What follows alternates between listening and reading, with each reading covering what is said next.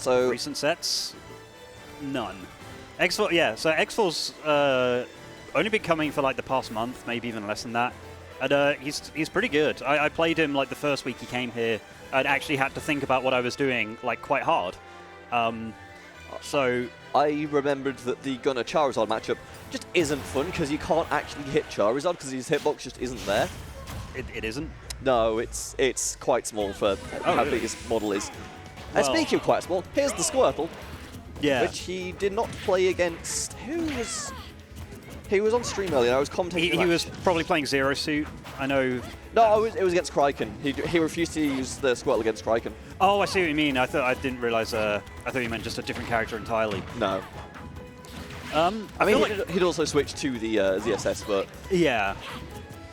I feel like Squirtle's probably a decent pick against Corrin because like a lot of her hitboxes start above her, or at least forward air, which is like her main thing that leads into bread and butters. And Squirtle is good at being small and dashing in under you and whiff punishing you. yeah, but the problem is you can't really dash under Corrin because if it's spaced properly, and Jole is very good at spacing it properly, that Nair does cover everything. But no longer on the Squirtle, we are on the Ivysaur, so I imagine Jole's going to have a hard time getting in here, and when he does get in, he gets thrown back out again. Oh, drop zone. I think, yeah, Jole just accepts his fate. Yeah. That to me just looked like Jole was not expecting the dive bomb there, and yeah, you're so scared of Ivysaur down air that you forget he can actually hit you with other moves that do different things and send at different angles. And Nair's one of those things that like it should only kill most characters if it like takes your jump, but it's a scary situation to be in that you just have to kind of know not to take your jump. Big strong pin in the corner. This is one of those stages that I kind of assumed Corrins would just kind of automatically ban because of the slant and how it messes up. No, you can do disgusting things on this wall, and also like it's a fairly beefy stage, and that's a nice punish on Flare Blitz. And I wish I had one of those. Yeah, no, it's nice that Flare Blitz bouncing off shield puts Charizard exactly in Tipper S-Smash range. Yeah. But it's a big stage with like big platform, which played really nicely to Corrin's juggle game, and also you can do disgusting things with pin at wall. Yeah, that's true. Counter.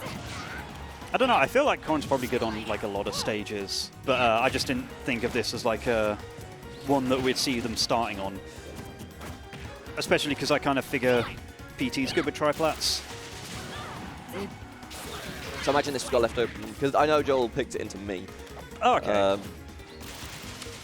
And I was like, I'm never leaving the stage open again. Right. Gets stuck on platform Jole, but does manage to punish the up smash and still has this Ivysaur in a disadvantage state, basically even game so far. As X4 trying to make his way back onto the stage, but luckily Razor Leaf just stood. What was that F smash? And what was that? Sure, shifting. Just ignore the spaghetti. But no, yeah, I feel, yeah. I mean, we've got a log past it already, but when X4 was on ledge just then, that's like the main like scary position to be against Corrin, because that's when they get really early stocks with pin. Because this is a character, I think people don't, or kind of underrate Corrin's kill potential. They have like a big window with which they can kill you, and then it's more just that was a cheeky good aerials. Oh, that was I thought he was gonna feint tech it. That was all very dangerous. Yeah, this is like X4's Charizard slaps. It's absolutely terrifying. I'm most scared of PTs who feel very confident with Charizard, because it's not a good feeling. Like normally they switch to Charizard and you think, oh, this is the bad one, and then when it's their most confident character, then suddenly you just get hit with the forward air and you're like, oh wait, I'm in danger. Yeah, it just feels like the final boss. Like as hard as Squirtle and Ivysaur are, they switch to Charizard, and then that should be like a sigh of relief for a lot of characters. But gotta watch out for the air smash as well. It does have a funky back hitbox. It has an everything hitbox. It seems like that's just one of those moves that like why not use it at ledge. Next one of those will kill, and X4 is only at 3% on this last 10% on this last stock. Yeah, he's just being in the corner. And like, dead. Yeah, you just have to be really conscious if you're below the top platform of a triplat, because Charizard will grab you. And he will kill you for it. So X4 wins out. I can see Jole just running this back, honestly. I can't see why X4 would ban this stage, and Jole is probably happy to play it back. Yep, there it is. Yeah, I've got to imagine most... Oh, X4 is thinking about it. And he's gone. He's got his water ball. Running back. Remember to stay hydrated, folks.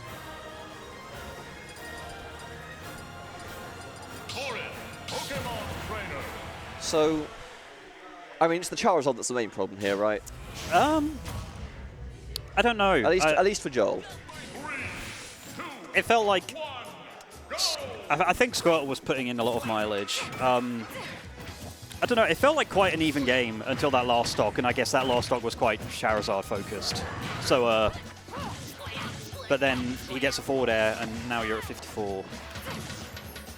I've got to sleep on Mini Sheik as well, because that squat damage does add quite quickly, even if it's just in 10 billion hits. So hold the ledge, switch to Ivy, trying to just take a stock with a big aerial early. Not going to find it, but he's going to got some time with that rapid jab. Oh. Oh, doesn't get that up air either. I'm not sure that'd be... wait it out, wait it out, yeah. Just let the leaf dog fly at you. No, that F smash is deceptively big. Like, if you've not played against PT in a while, 'cause it's not that common character post-lockdown, honestly. No. Yeah, there are quite a few top tiers that have just kind of... They don't get the representation that they did like early Ultimate, like Wario, Wolf, PT. Like, they're all still really, really good characters, but we're seeing a lot of good players like Switch. Oh, watch out for that. Yeah. That's a... Charge shot is a good move on any character, and especially when it's followed up with a giant ass bite that kills. Yeah, the funny thing, like, if anything, I feel like Corrin Neutral B is more like Falcon Punch if Falcon Punch like had a first hit that stunned you. Yeah. And I respect it. Yeah, no, Corrin can jump off a platform and still recover with that down air. Oh, good air dodge, actually. That was barely avoided. Right in range of the grab. And Jole actually got himself a decent lead here. He's at 150 on his first stock, but X4's already at 80. And now... Yeah. Living against Charizard can be tough, especially when he has 2 kill throws and a lot of moves that just have good range and kill you pretty early. But he was holding on to it quite well, and... I would have held a rapid jab there. Wait. That was a bold move. But X4 actually did that against me the first time I played him, and on this stage as well. So did it work? Yeah, but I think I think the trade was very much in my favor. Oh. Well, either way, X4 willingly puts himself in the hole here, and that's stock on this game. Yeah, it's funny. I think that suicide attempt wasn't even like a kind of out of desperation. I think he just saw the opportunity. He would have gone for it if he was on his last stock, I think. I respect it. You would lose, but I respect it. So now Jole just trying to maintain ledge, doesn't get the neutral B the right direction, doesn't get the B reverse he was looking for there, and we'll just have to play this one slow, and you gotta watch out for that, because sometimes Jole will just rip it off. Jole does do that, which I kind of like when you just see someone like empty hopping in the mid range, which a lot of characters like to do, and the character just stand there and stab you for it. I got pinned twice just waiting at ledge. It was not pleasant. Yeah. He is not afraid to pull the trigger in a situation like that, and he will bring it back to an even game count. So this is going to be the final one. And I can honestly just see us getting the run back. Yeah, those last 2 games didn't feel like there was much that a different stage would have changed, I don't think. To be fair, this is X4's pick. Last 2 have been Jole, and I know he does like that stage. Yeah, that also makes sense. I feel like, I don't know, Corrin already kills early off the side, and Town City gives them better opportunity to kill. But I don't know. It's also a bigger stage, and generally PT has better... Oh, we're seeing Zero Suit. Yeah, that makes sense. I was about to say, PT has better mobility than Corrin, generally. Zero Suit very much has better mobility than Corrin. Again, Zero Suit, another top tier we don't really see that much. Oh, well, debatably top tier. I know not everyone thinks that anymore. But But with up airs like this, you have to believe, yep, all the way up. Yeah. I mean, that's one of those situations where I'm actually kind of surprised he went down, because that would have killed on a lot of other stages. I guess he's not worried about killing so much as surviving versus right, and aggression. evasiveness, because Lord knows Zero Suit can be very slippery. But it's very aggressive with the F smash here. Paralyzed with shield. Yeah, I do think this is a good pick generally. I think Zero Suit players are usually pretty confident in how she does against most sword characters, non-DLC sword characters anyway. I know. Good ledge trap. Yeah. And will actually hold on to the advantage here. Tries to pin to ledge again. Won't get the S-Smash this time. Jole will weasel his way back onto the main platform. Doesn't really feel like approaching right now. And just drops his shield in an opportune time. So this is working quite well for X4 in this early stage at least. Although Zero Suit is incredibly light. And I guess it kind of evens out. She has good survivability just because of how maneuverable she is, and she can get out of bad situations with flip jump. But also you can get caught at ledge with a pin, and that probably kills her at 50. I mean, that's the thing about it, right? Is that you have the ability to get to the other side of the stage if you need to, and with these like reasonable sized blast zones, you're going to be able to live for a while. So, especially, Jole getting these grabs, but Corrin can't really kill off a grab until pretty high percents, and especially on Town and City. Up air though. Up air though, yeah. Even flip jump would struggle to get through an up air that big at times. Paralyze will hit, but no follow-up, as they'll just try and dance around each other some more. Seeing a lot of what you'd expect from Zero Suit in any matchup, which is upward aerials. Zair, Zair, and, well, Zair, and more Zair, I guess. But...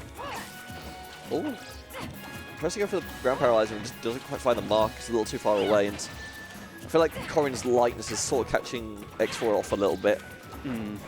Corrin, not the beefiest character in the world, for Swordy especially. Yeah, we're seeing like a lot of just kind of switching positions. Like aggressive use of the air down smash there. I don't think that was... Oh! I thought he was going to hold on to it all the way down and just bait X4 into doing something on shield.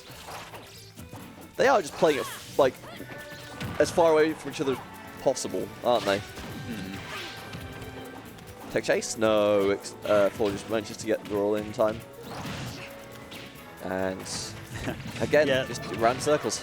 Yeah, that's the thing. That's one of those situations that would be good for Corrin, because it's like they can try and pin you on the platform or get something there, but Zero Suit gets to just nope herself out of the situation. And now X4 with lead, and we are not approaching this game, I feel. And unfortunately, he gets paralyzed the wrong way, so Jole will say thank you very much. I'll start the advantage state, and you've got to watch out for that back air. Yeah. Flip jump. It looked like that was going to be a jump into flip jump, and that's the thing. Like, as good as it is, no option's that good if you know it's coming. Jole is A, really quick at ripping off kill moves anyway. B, that back air is lethal on Corrin. It's genuinely one of the best backers in the game. I actually think it's so ridiculous. Especially because it spaces itself as well. Yeah, that's the most like messed up part, is that it would be good if it didn't space, because like if you just space the move, you know, manually, it would still be a massive safe kill move, and then it also just spaces for you, so you don't even have to worry about that. And now Jole actually starting to catch on to these flip jumps. Has ledge again. Back air? He fishes for it, but X4 no giving. Yeah. I mean, the back air was the right choice, just not necessarily the right timing. Paralyzer. Doesn't get the tech chase. Jole is trying to close this, I feel. Yeah. I mean, Zero Suit very much a kill percent now. Doesn't get the pin at ledge. Yeah, we haven't seen any 2-frame pins so far today. Not even many 2-frame pins, like, attempts. But, oh, no. Should be. Yeah, good coverage with down smash there. There was no angle, and Jole will win the set 2-1. Yeah.